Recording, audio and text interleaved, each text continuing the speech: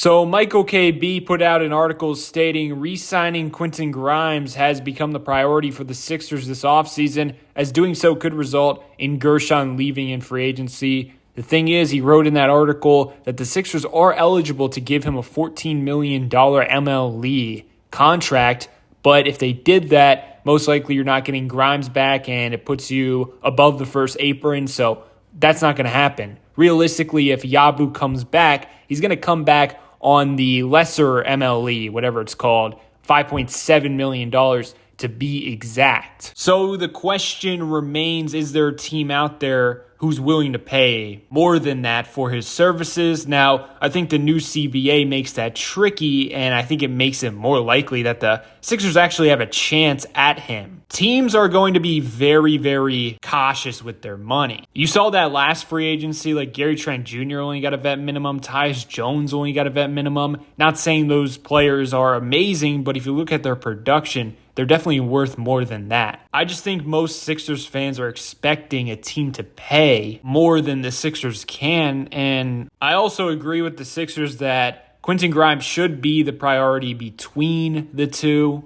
I really enjoyed Gershon last season, but he is a bit of a tweener. He spent 73% of his time at the center position. The thing is, he's only 6'8". He doesn't really provide what you would like rebounding and rim protection wise at that spot, but he really was an effective offensive piece and made up for those deficiencies on the offensive end with his three-point shooting, his connected passing, and also his hustle. He's not the greatest rebounder, but he definitely thrives in terms of offensive rebounds. Let's say the Sixers are fully healthy. I'm a little bit skeptical of his fit with Joel Embiid because they're both kind of, clunky, chunky, slow-footed individuals. I think if you want to give him as many minutes at the power forward position, he's a better fit with the archetype of Adembona. The Embiid and Gershon dynamic is just a little too slow for me, and they don't got that athletic pop that I think you need in the modern NBA. I also wonder, what does he look like in a playoff setting? I definitely think he would be matchup dependent. I don't really like his matchup versus the Pacers because they play really, really fast. They would put him in a bunch of pick and rolls. Can he stay with Tyrese Halliburton if the initial defender gets screened? Can he keep up with their pace? Same goes for the healthy Celtics. Obviously, they're probably not going to be as good next year, but I could definitely see him thriving versus the Cleveland Cavaliers. They play slow and they're a half-court oriented team. I can see him thriving versus the Knicks, the Bucks, the Pistons. He's definitely a useful role player, but he's also very unique.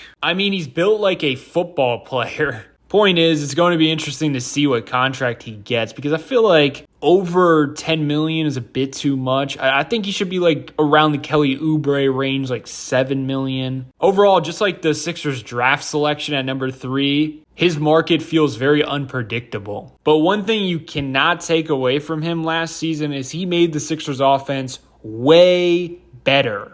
1,895 minutes with him on the court, 116 offensive rating. Meanwhile, in the 2,000 minutes with him off the court, it went down to 108.8 offensive rating. Also, their assist percentage with him on the court was 61, and without him on the court, it dropped down to 56%. His ability to stretch the floor at the 5 position was critical for Tyrese Maxey. You start to ask yourself, how good could you make a small ball Yabu lineup if you surround them with better defensive pieces? Because last year you were putting out Maxey and Yabu with Eric Gordon and Kyle Lowry at times. The problem with giving him more than $10 million in my eyes is I really didn't see him at the power forward position enough to make an assessment. And if he is at his best at the 5 position, I feel like that kind of caps what he can make. I fear in the modern NBA that he might be too slow to be a 4 for big minutes. But like I said, if he's only a 5, a small ball 5, there's going to be matchups where the Sixers get cooked in the paint at the rim with teams just scoring on them at will, because that's not where he thrives. He's not a great rim protector and rebounder. They're going to be giving up second chance points. You get what I'm saying? Obviously, I would like Yabu back, but that's also the reason I wouldn't be losing total sleep if we lost him, because he is a very unique player, and I really don't know where he fits on a winning team. And would it be better for the Sixers with a core of McCain and Maxey, who aren't the tallest, longest, most athletic in terms of NBA standards compared to large and big wing teams like the Celtics? Would it be more valuable for them to find like a Chris Boucher type at the 4 or an Aaron Gordon type, like those athletic power forwards, rather than